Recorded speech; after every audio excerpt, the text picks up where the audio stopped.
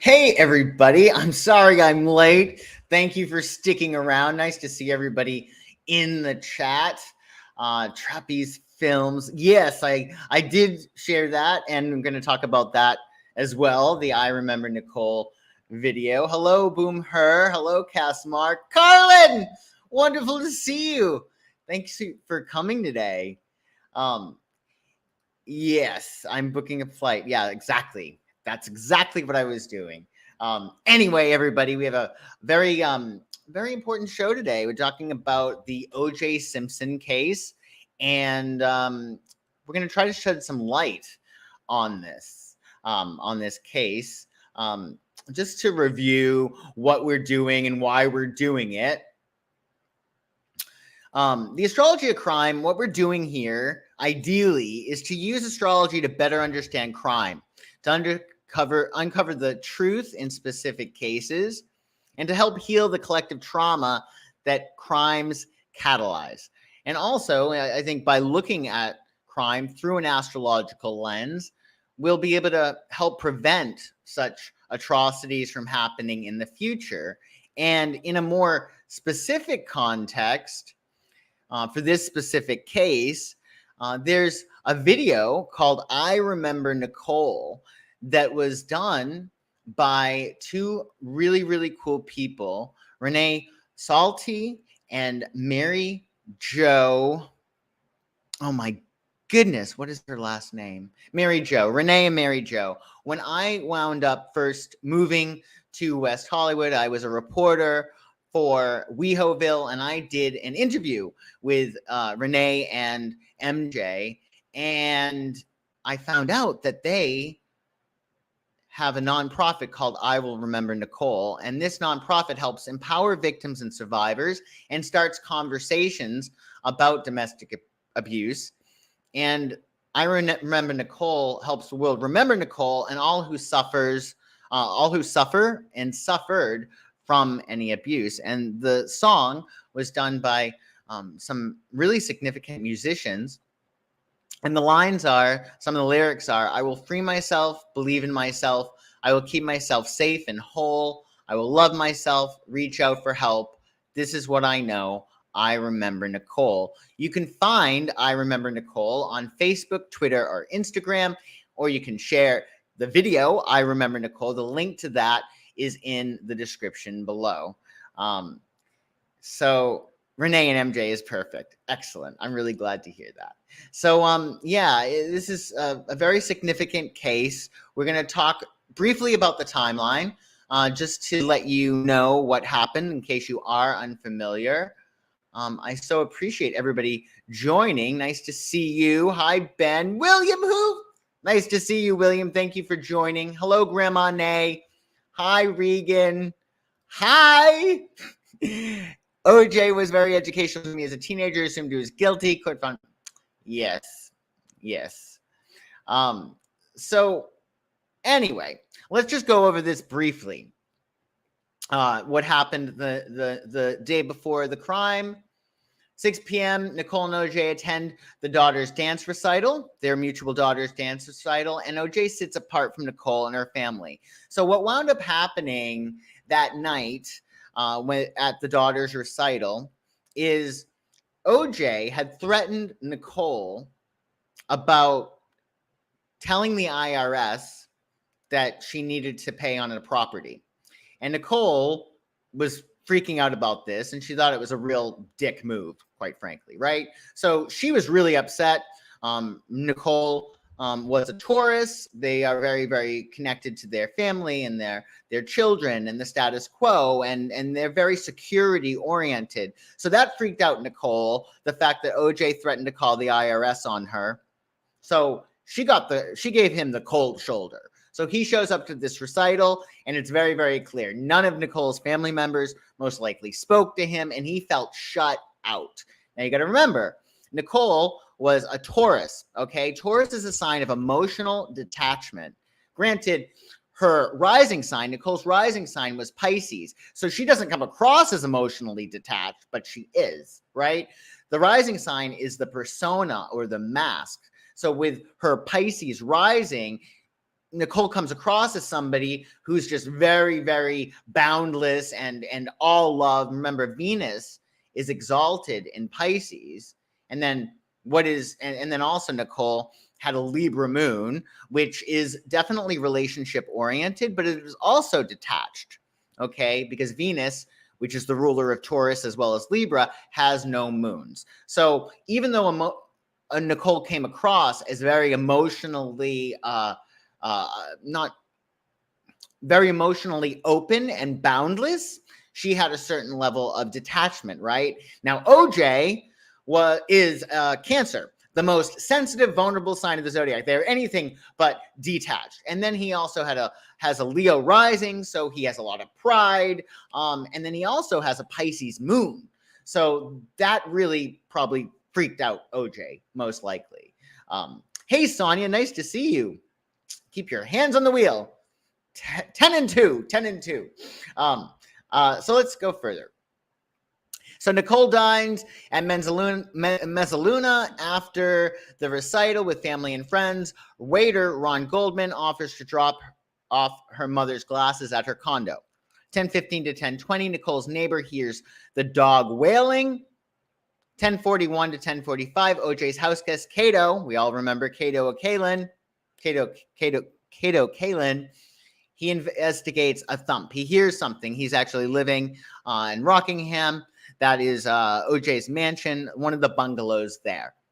And he hears a thump, and he investigates. 10:50 to 10:55, a neighbor walking a dog near Nicole's condo finds her white Akita barking, and he has bloody paws. OJ meets his limo driver about 11:01 outside his home. OJ leaves for LAX at 11:15. 11:45, OJ departs Los Angeles on a flight to Chicago. Okay. Now the night, so hours later, when it hits past midnight, June 13th, the dog leads neighbors to the condo where victims are found near the gate. OJ checks into O'Hare Plaza Hotel in Chicago about 4:30 a.m. Police go to OJ's home, they discover a trail of blood from his Bronco to the front door and a bloody glove matching one found at Ron Goldman's feet. 6:30 a.m., OJ is advised of the murders. He's told about the murders by telephone. He checks out of the hotel, flies back to LA. 10:45 a.m., police obtain a search warrant for OJ's property, finding more blood in the Bronco and in and around the mansion, Rockingham. Noon on June 13th, OJ arrives home, briefly handcuffed, and undergoes 3.5 hours of questioning at police headquarters. Now, June 15th to June 17th, Shapiro replaces Wiseman as OJ's defense attorney. June 16th, OJ attends Nicole's funeral with his children, their children. Also, hundreds of people attend Goldman's funeral. On June 17th, Simpson is charged with 2 counts of murder with special circumstances, and the prosecution considers seeking the death penalty. Simpson becomes a fugitive, but is later spotted in a white Bronco on an Orange County freeway with Alan Cedric Cowlings, that's AC. A 60-mile pursuit across Southern California freeways happens, and there are cheering fans all along the roads, and the pursuit ends at Simpson's home. He's arrested before 9 p.m. and jailed without bail. So OJ was really, really loved. Really, really loved. He came from a very, very, very challenging background, right? Very, very poor, and he really beat the odds, right? Not only did he become a major athlete, but he rose from his very, very humble beginnings, and he was really loved globally. He wound up doing those Naked Gun movies, and I think, was he an Airplane? I think he may have been an Airplane. I'm not sure. But he was very much loved, very much loved. So this was a big deal, and nobody really wanted to believe that he could do such a thing. So that's why there were so many cars on the road, etc. So let's look at this crime chart. So this crime chart was cast for the time that Nicole and Ron's bodies were found. So the first thing you look at in a crime chart is our rising sign. So our first house is our victim. We're going to focus more on Nicole, but when we're talking about the victim, it is Nicole and Ron. But I don't think that Ron would have been a victim had it not been for him being there for Nicole. Like, they didn't want to kill Ron. It was just he was at the wrong place at the wrong time. So our first house, our ascendant, rules our victim, and that's ruled by Pisces. Now remember, Nicole did have a Pisces rising, so that's really on point. Now the ruler of Pisces, or the traditional ruler of Pisces, is Jupiter, and Jupiter is in the 8th house in this crime chart, and Jupiter is in Scorpio. So our victim may have erected a boundary or may have asserted an ending. That's what Scorpio does. Scorpio is all about death, right? Metaphorical death and literal death, right? But there is always a death when you wind up having a divorce. There's a death when you put a boundary. Like, you cannot come here and visit me without calling first. That's like a boundary. So that could have catalyzed this crime for sure. Now, when we look at the first house, which has to do with our victim, we also see what's going on in that first house to give us more information about what happened, what was around the victim at the crime, at the time of the crime. And in this chart, if you notice, you got Saturn right in that first house. Now, Saturn is restriction.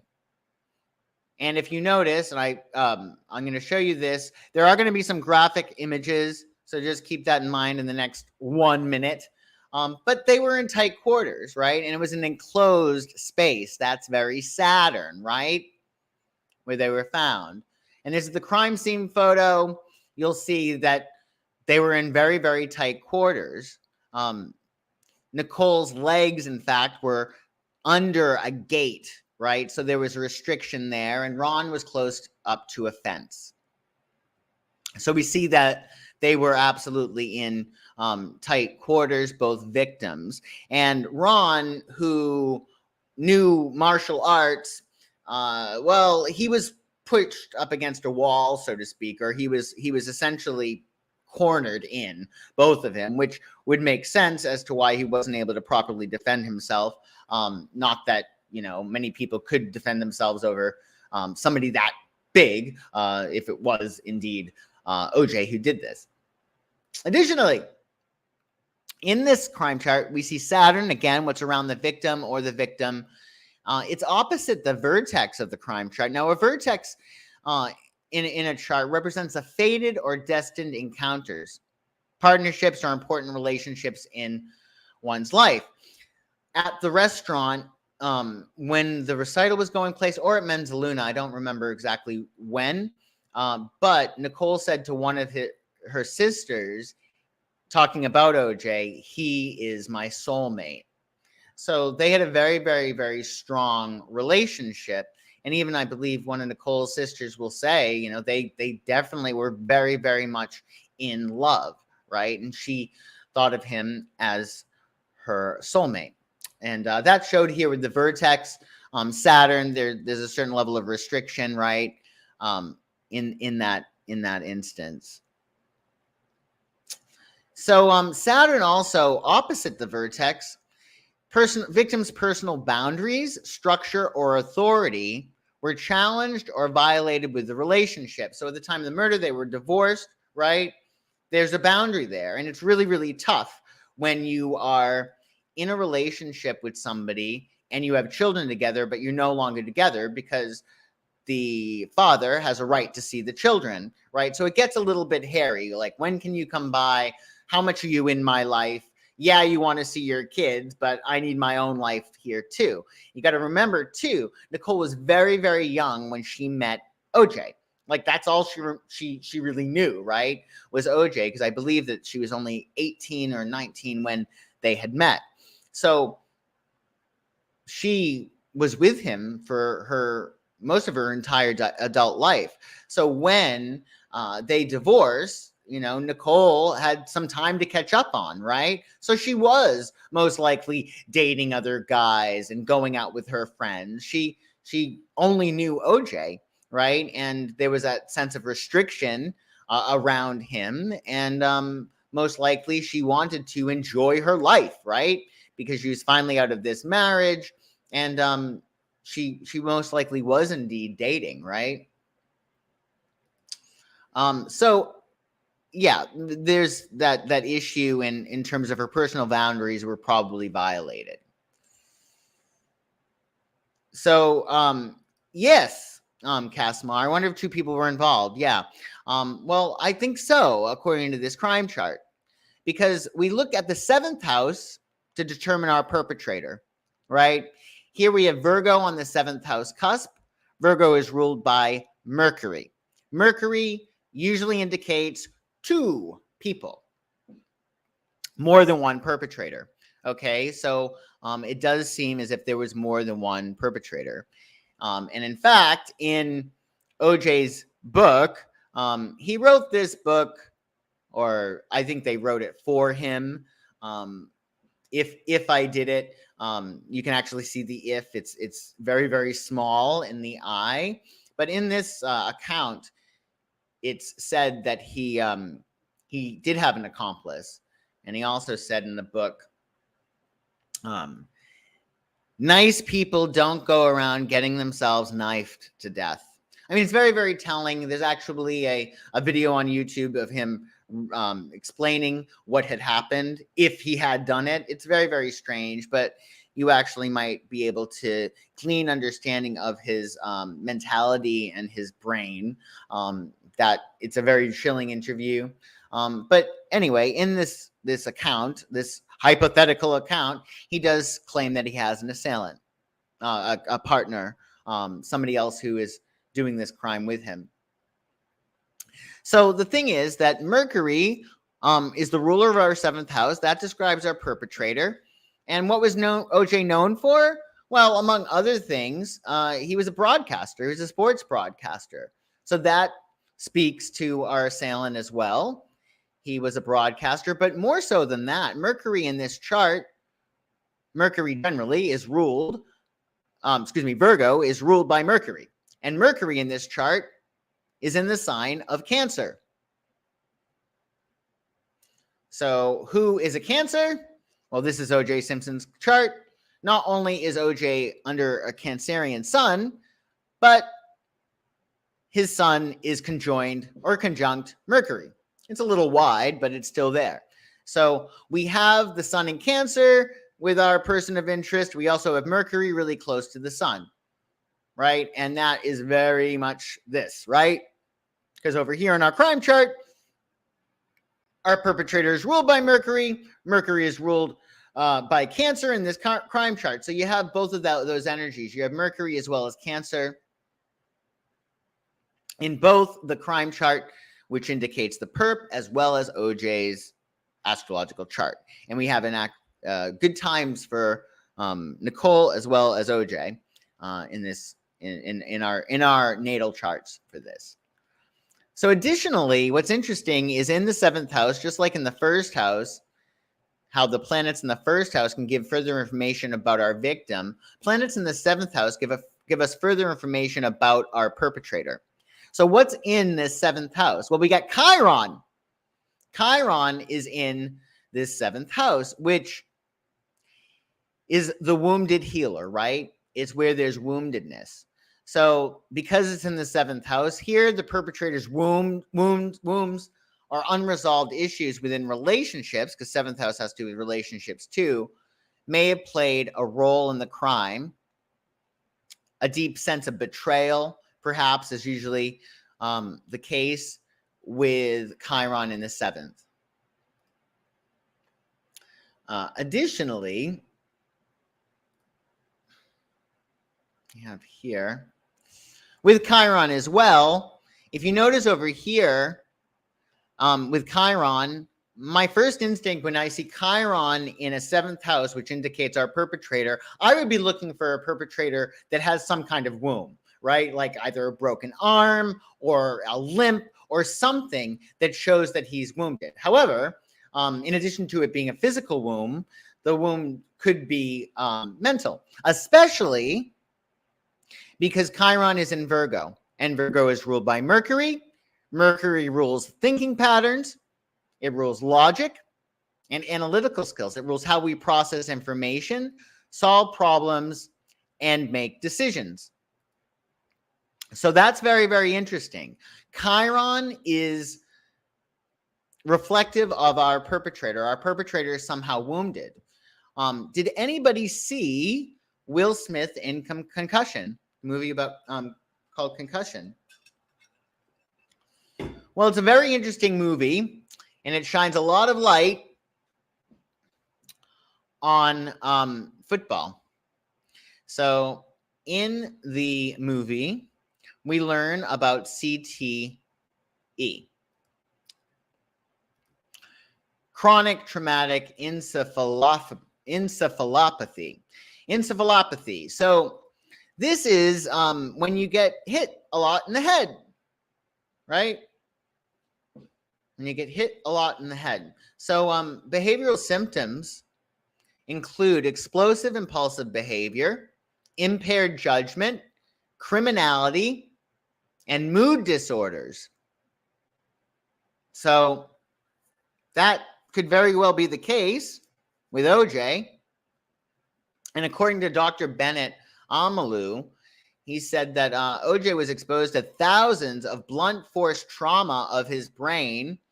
He goes on to say, I would bet my medical license that OJ was suffering from CTE.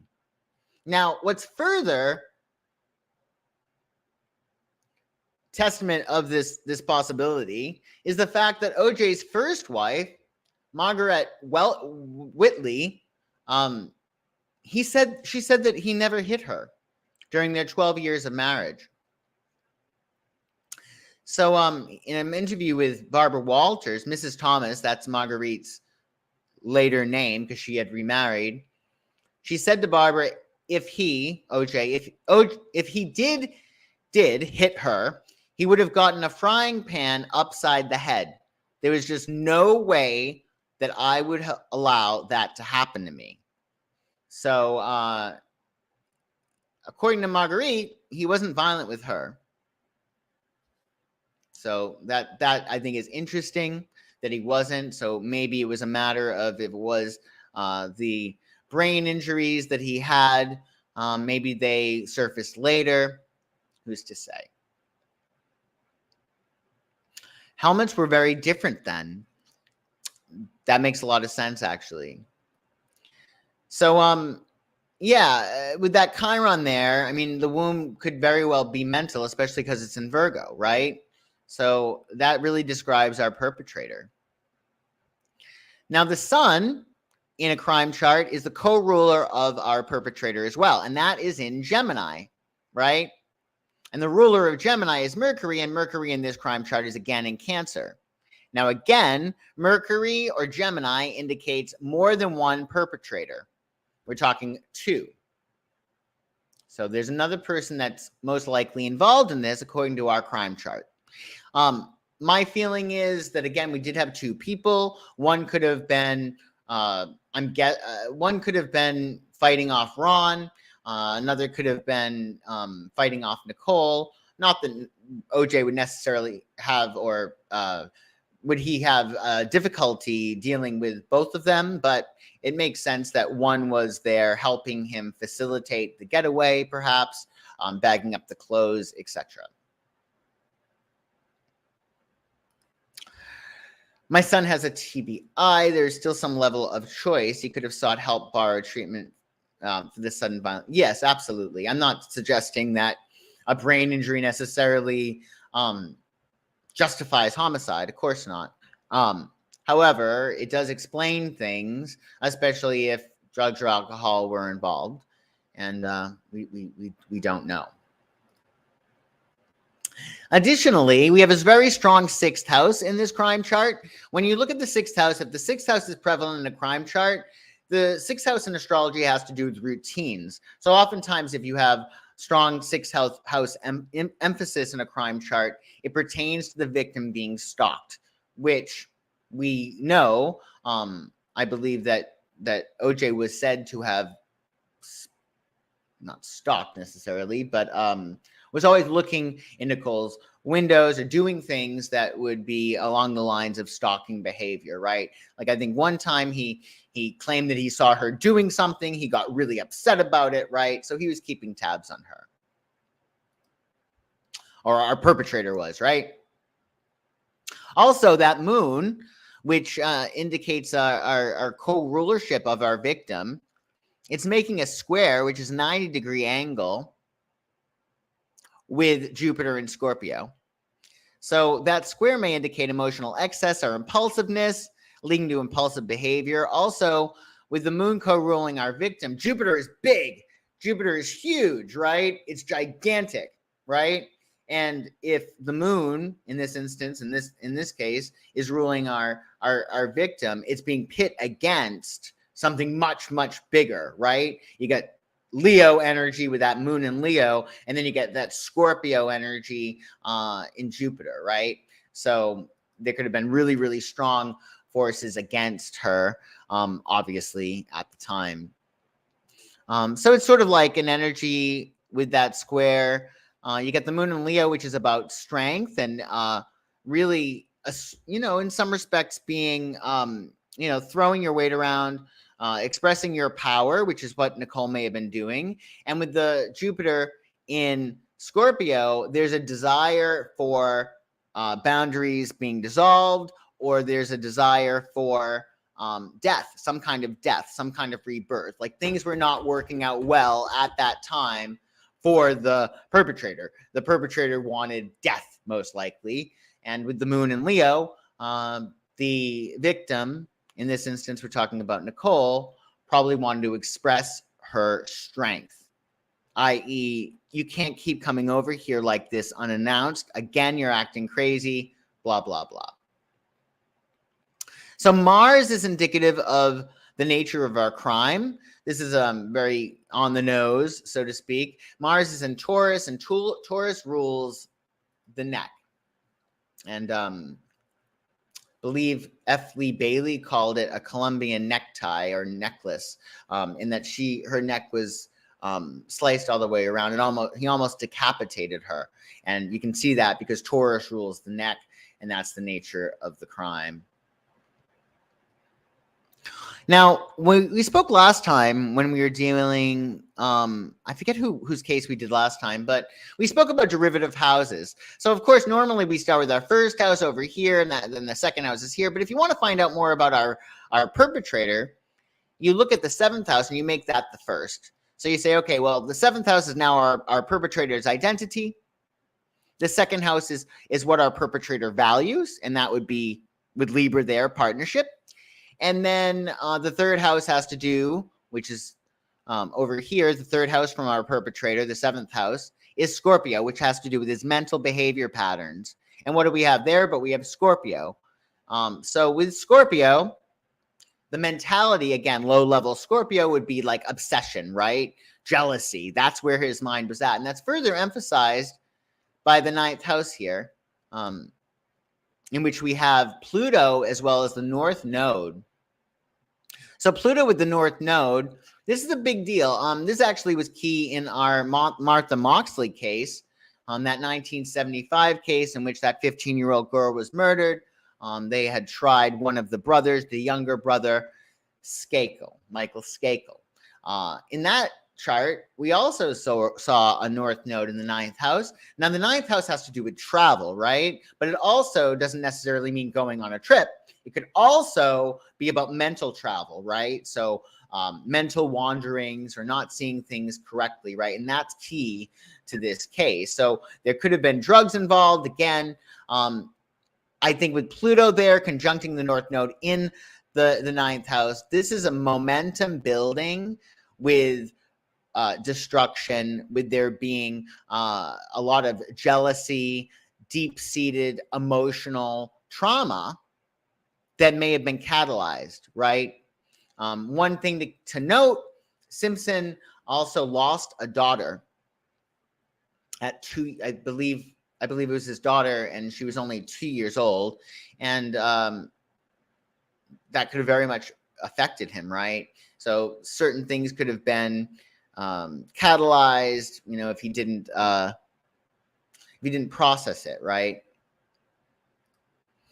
Hi, William. Simpson spent his teen years as a leader of a gang. Really? I did not know this. Persian warriors. Willie Mays helps him turn his life around. He always had a violent tendency. Oh, very interesting. Oh, I did not know that. I did not know that. Well, I think also it's sort of like you got to remember the context. I'm not suggesting that having violent tendencies is okay, but if you're brought up in an environment in which people are violent, well, you're going to be violent. That's how you get along, right? So if you're in a context, like you wouldn't get mad at a dog who acts like dogs because he was in that pack of dogs, right? So, there's always a context for things. So when people are in an environment in which violence is the way to survive, that's how you get along, right? And until you get out of that environment, no other way, right? So yes, I do appreciate the point though.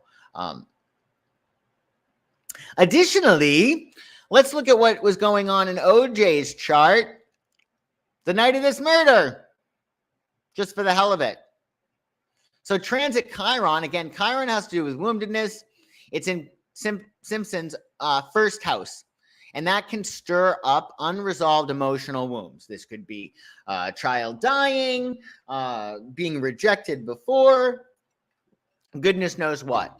Also, that night, transiting Jupiter was on Simpson's natal Chiron.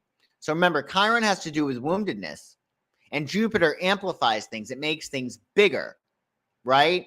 So we have all this chironic stuff going on here. And remember, Chiron is in our 7th house of our perpetrator.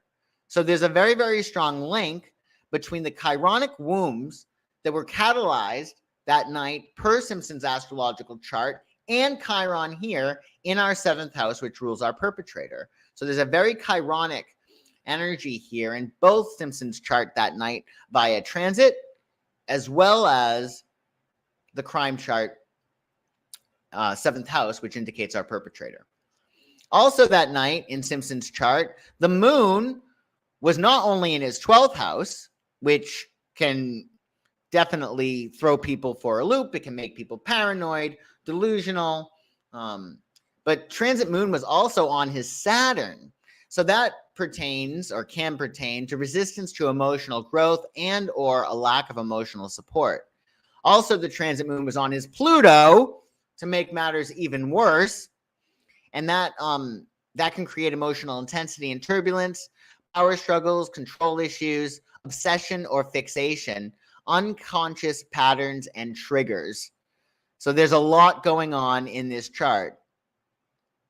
A lot going on in OJ's chart the night of that murder, for sure. Then that night, Mars, transiting Mars, was opposing OJ's Jupiter. So that can result in excessive risk-taking, disagreements regarding belief systems, ideologies, and philosophical perspectives.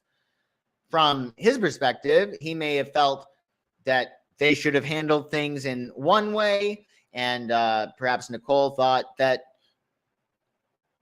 things should be handled in another way, right? It also can be a problem with Mars opposing his Jupiter. There could be a big problem in managing energy, right? You might put too much force, right, than you actually need to, right?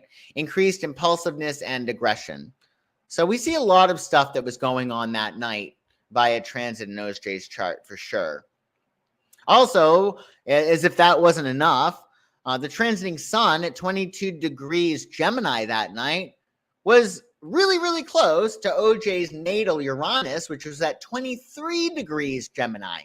So the sun on Uranus by transit can create unpredictable events and disruptions, emotional instability, and erratic behavior, disruption in personal plans. So again, before the incident, I mean, he wound up going to this restaurant, and Nicole, from what I've read, was very, very upset, and she froze him out. And if you've ever been frozen out by a Taurus, they they're very, very good at it. Like, you're just not in their world. And if there was something financial that threatened Nicole's stability that OJ did, it would make sense that she would be very, very clear on, you're not part of this family now, right? So there's definitely a lot of stuff that was building at this time, most likely. So when we look at the two charts together, it's really interesting. I mean, I think it's pretty clear, especially when I didn't post this chart, but I looked at their composite chart. There's definitely very, very strong karma in their relationship. But just to look and see how they are perhaps had irreconcilable differences. Again, we see Leo rising. Okay, OJ has a Leo rising, and that makes the sun the ruler of his chart, and the sun is in Cancer. So the big thing with this is Leo rising. Okay, so Leo is ruled by the sun, right? And then his sun sign is Cancer, and Cancer is ruled by the moon. So you have the two luminaries, the sun and the moon, which represents OJ.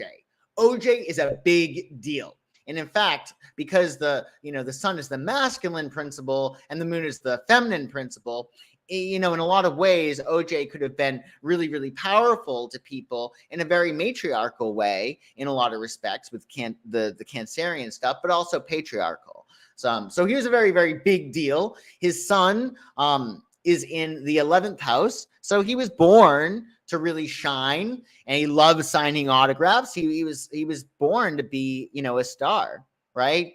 And with that North Node really close to Mars in the 10th house, he was destined for greatness, especially anything involving Mars, which has to do with athletics. And he was an amazing athlete, like outrageously good. He was out of this world. Now, what's interesting is OJ has his moon in Pisces, and Pisces is very, very, very porous, right? So when your moon is in Pisces, Pisces is your subconscious. There's no boundaries. It's fathomless, right? So when you love somebody, you're together. There's just no way out. Now, in Nicole's chart, again, with a Pisces rising, she comes across as that way. She's a beautiful girl, right? Very, very photogenic, etc. And she comes across as very, very open, right? And highly in love, right? But with Nicole having a Taurus sun as well as a Libra moon, there is more of a sense of detachment. Not that that's a bad thing. Sometimes you need a certain level of healthy detachment, right? But with that, it's almost like disillusioning, right? Because you come across as somebody who has no boundaries, right? But yet you have very, very strong boundaries. In fact, you're somewhat detached. And this is a problem for OJ because OJ's moon is in Pisces. OJ is not detached. He's very, very, very much like connected, right? He has no boundaries, and he was allegedly with a lot of women throughout all of his marriages, but still, there's that irreconcilable difference, right? That when he wants to reconnect, there's a limit, right? Oh, okay. So this is further about his Chiron, right? So Chiron has to do with woundedness.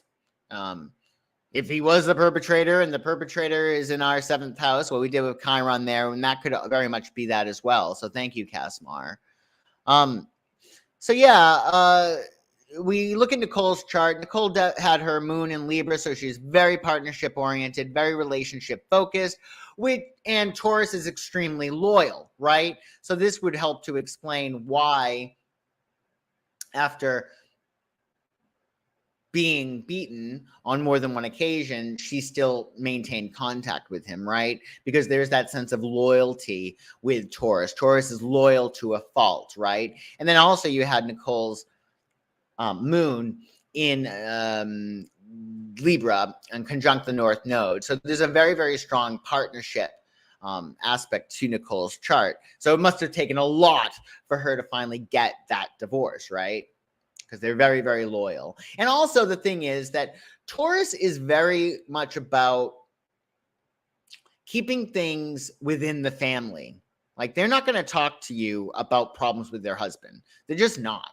They're more often going to be dealing with their own stuff, and they're going to probably protect the family, very much like Cancer. And there's like a dome, right? There's like a dome, so that's protecting the family. So between these different aspects, we can see why she tolerated that for so long, or why she went back to him, and why she didn't, get the necessary help that she needed.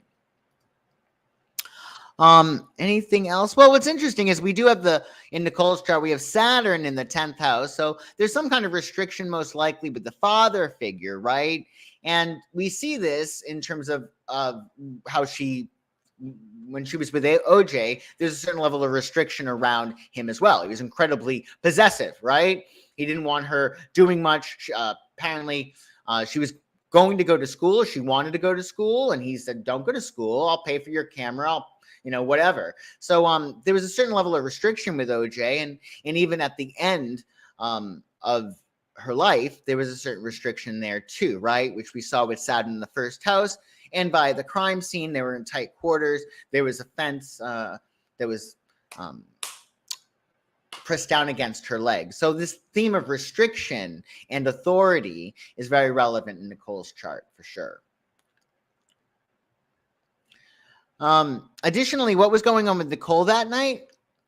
Well, you get Saturn, and Saturn's, a long aspect, be 2.5 years, right? But it was at 12 degrees, and it was in her first house. So when Saturn hits the first house, it's actually a nice thing because it helps you to redefine yourself or define yourself.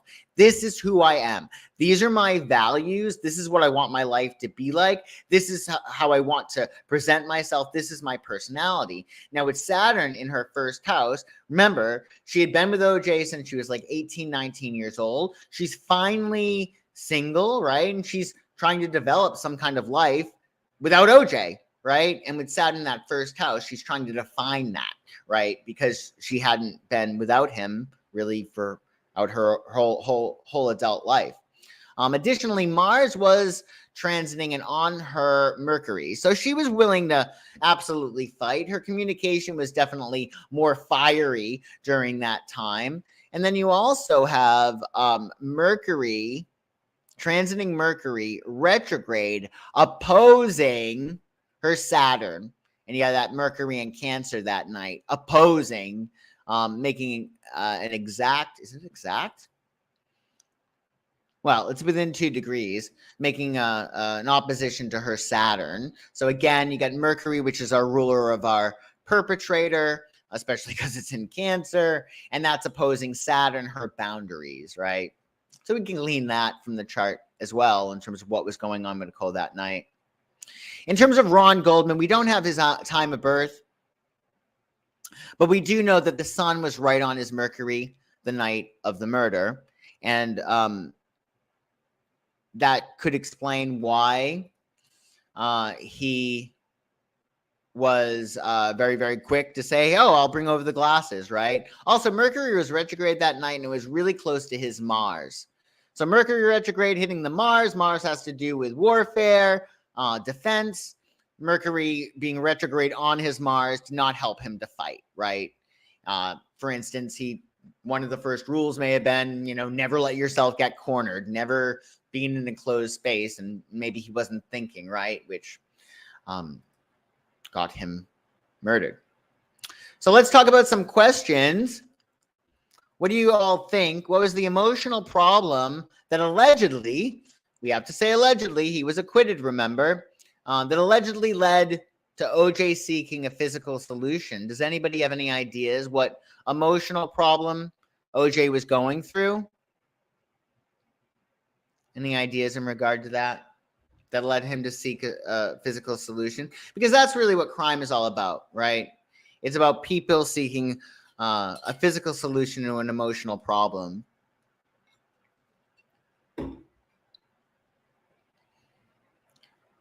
Well, one thing is, when we look at the crime chart, I think in a lot of respects, it's about, with Saturn having transited his seventh house. Saturn has to do with restriction, right? So there was a lack of there's a feeling of heaviness in regard to his relationship with Saturn transiting his seventh for sure. Loss of control in family. I think that's very, very, very true. I think that with those strong energies of the sun and the moon, remember, OJ is a Leo rising. His sun is in Cancer. That's very father, sun, and very, very mother, moon, right? And it might be one of those things. Again, you do not disobey mommy or mama, right? It could be very much about that, right? Those energies are very, very, very strong for sure. Crazy how this story is. They say he tried to kill himself in Kim Kardashian's. Oh, I didn't know that. I did not know that. Yikes. You think he suffered from a brain injury? Yes, I do too. I like this, Regan. Thank you. I'm not sure. Maybe he held a lot of emotion inside and couldn't keep it in anymore. Yes. Well, we saw that with that moon hitting his Pluto, right? I think, especially I think back then, there wasn't really much focus on mental health, right? And being so busy and famous and rich, it's very, very difficult to get the healing that you need, right? I think especially for a man, it was not common for, people to be like, oh, well, how are you feeling about this, right? Or how did you process the death of your daughter? Are you okay? Like, how can you heal from X, Y, B, and Z, right? Oh, and you say that as a Cancer yourself. Well, I appreciate your insight. He had held a lot of emotion inside and couldn't keep it in anymore. And you're also a Cancer like OJ is. Yeah. So how does OJ's alleged dilemma fit into a universal context, i.e., how does this story relate to humanity? So whatever OJ allegedly wanted to escape will reflect humanity's womb. So does anybody have any idea of how this case is echoed in a universal context? Well, I think it's the issue in terms of love, and you can actually see that in the relationship, right? Like, he gives a lot, but you number one, you can't determine or control how other people feel, right? You can't do that. Which, who knows, that could have accounted for the abuse in the first first instance, right? You can't control what people do. You can't control what they feel. And the issue is that when you're in control, theoretically, we can't get hurt, right? So I wonder if some of the woundedness has to do with that level of control in relationships. Really, like in a relationship, you're not really in control. And if you try to gain control, well, it's like what you resist persists. So I think one of the wounds that are amplified in this case that might connect to the universal woundedness is that sense of control in relationships. Like, what are you supposed to do? You're supposed to love somebody and be like, well, they're going to do what they're going to do. At the same time, in every relationship, you need somebody to keep the relationship on track. If somebody is not in charge of that relationship, protecting it from outside interference, you're not going to have a relationship. So it's like that balance, right? Of how do I maintain my relationship and keep it on track without being a control freak who hits my partner when they don't do what I want them to do, and worse, right? People were divided since he was a great football player, sports broadcaster, and couldn't fathom him doing something. Yes, exactly. He was loved by everyone. Everybody loved OJ, and he did a lot of really, really, really great things. So yeah, nobody wanted to believe that.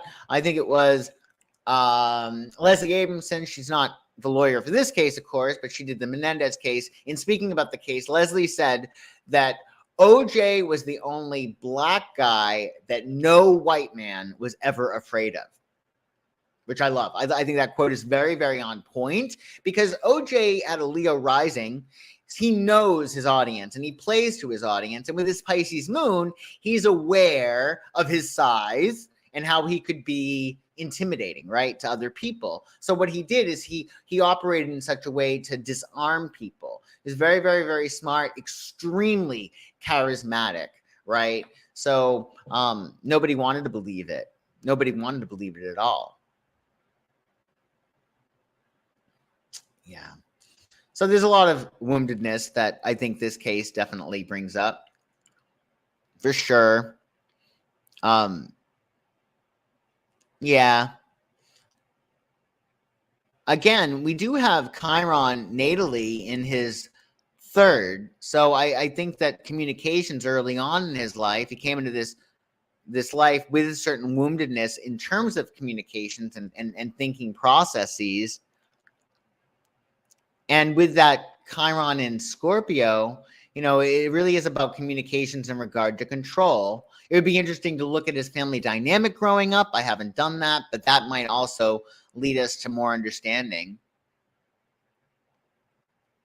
Also, I think in terms of woundedness for him, the emotional problem he was trying to solve physically, I think it can be related to CTE. You know, especially with Chiron and Virgo in the crime chart ruled by Mercury, thinking patterns, right? So if he had brain injury, right, then he's not going to be able to resolve or process any kind of trauma, right? So without his brain working properly, the coping mechanisms or the ability to heal, right, is thwarted, right? He doesn't have the functionality to process his emotions, right? And what happens? They get built up, etc. So I think that's a huge woundedness for sure. With this, I mean, it's very, very much on the nose, and we should really, as a society, do something about this. I'm sure helmets were, to Sonia's point, worse back then, but they probably need to get better unless they've already taken measures. So, say he did suffer from CTE. Do you think that he would have committed these crimes? Allegedly. Would he allegedly have committed these crimes?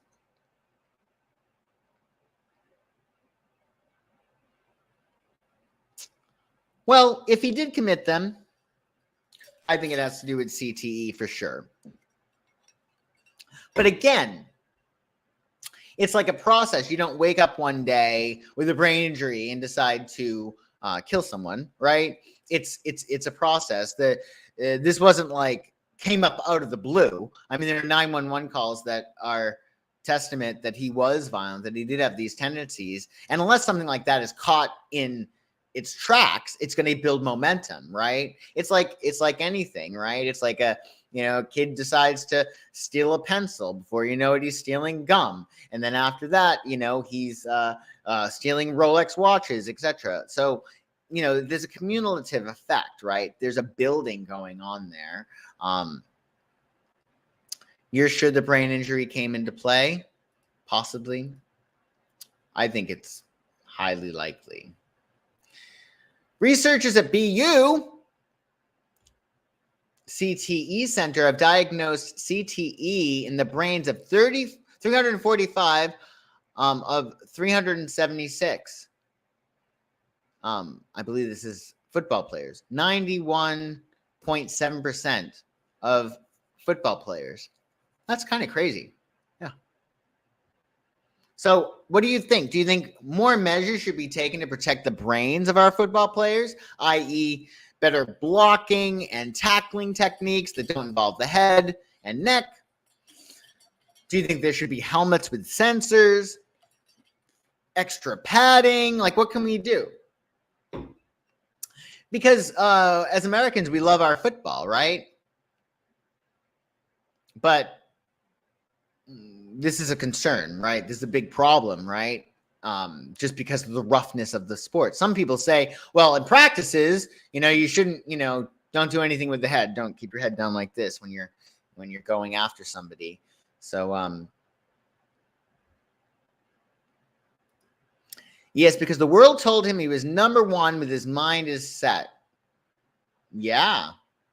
He was very, very, very sensitive to his fans and very sensitive to his reputation for sure. Helmets have improved greatly with even neck padding. Great. With such a physical sport, it's almost impossible. Yeah, I imagine it is difficult. Oh, that's right. Aaron Hernandez. Yeah, that was quite a shock. Yeah, I think that they need to do something, right?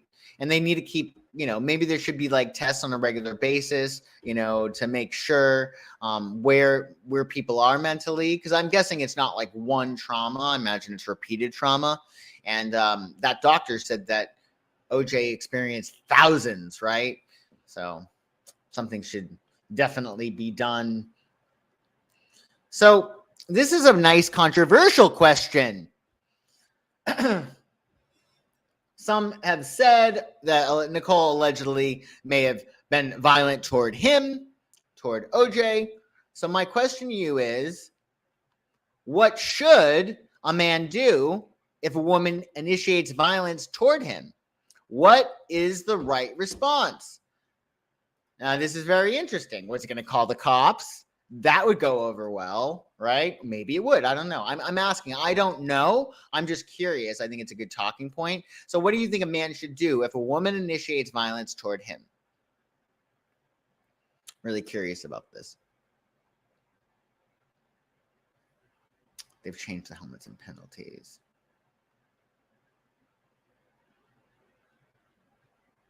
Talking about the football game. It's incredibly dangerous and a big reason for huge salaries. Yeah, definitely. I don't know what kind of salaries worth getting brain damage though, right? So yeah, what do you think? The players' union had made steps with providing care and recognition of the issue. Good to know. So yeah, what do you think a man should do if a woman initiates violence toward him? I'm trying to think of our options. Well, he could call the police. He could try to subdue her without hitting her back. He could, what else could he do? Leave, I guess. What are some of your thoughts on this? He should leave. It is still domestic abuse. Well, what if she doesn't hurt him? What if she doesn't hurt him? And he loves her. He's madly in love with her. And, she didn't hurt him. He doesn't necessarily like being hit by her, but not like she made that much of a dent, or maybe she did. He should leave. Interesting.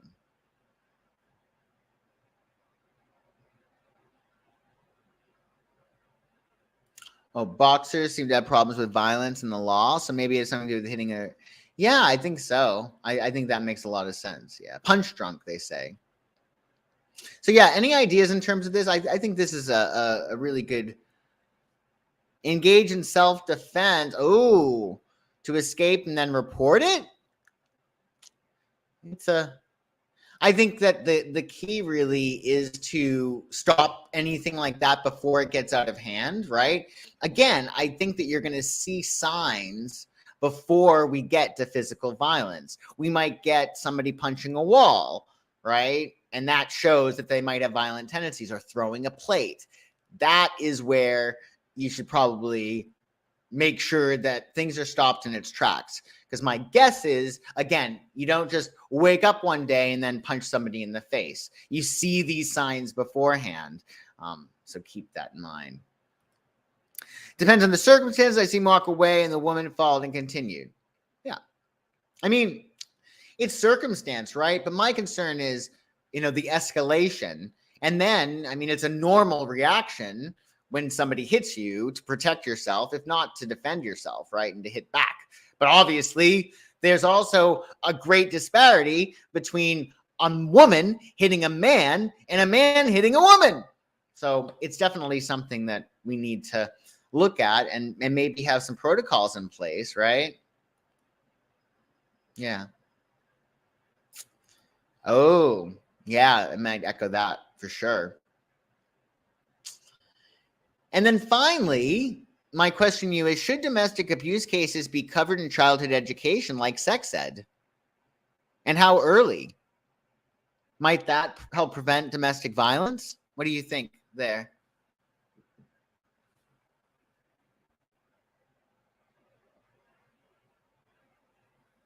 I think they absolutely should. When I was growing up, we had a certain amount of sex education, but there was also a lot about alcohol abuse and drug abuse. A lot of education around that, but I don't think I heard anything about domestic violence growing up at all. You think it should be covered? Yeah, I think that would be a really, really wise idea for sure, to prevent that more. Also, to prevent it, remember, we have I Remember Nicole by Renee and MJ. They did this wonderful video in honor of Nicole's memory to help other people who might be suffering from abuse. So keep that in mind, this nonprofit. It empowers victims and survivors and starts conversations like we do today. And it will help the world remember Nicole and all those who suffer. So you can find the link to the I Remember Nicole video below. Be sure to like that video and share it. And if you want to know more about I Remember Nicole, visit iremembernicole.com. And, there's also a 911 number. A helpline number. If you're going through domestic abuse, God forbid, you can also check that out. So thank you all so much for joining me today. Please like this video, subscribe to this channel, and share this video too if you're so inclined. And if you're looking for a psychic reading or an astrology reading and you want to talk about your chart and what your astrology is like, well, check out my website, psychicsun.com. And I will 100% be in touch. That's for sure. Thank you, Carlin, for joining, especially. I appreciate you being here. It's not up to a child to tell them their parents. They don't know. Yes, that gets very, very hairy for sure. For sure. Thank you, Regan. So enjoy the rest of your day, everybody. Thanks so much for joining me today, and I shall see you next crime.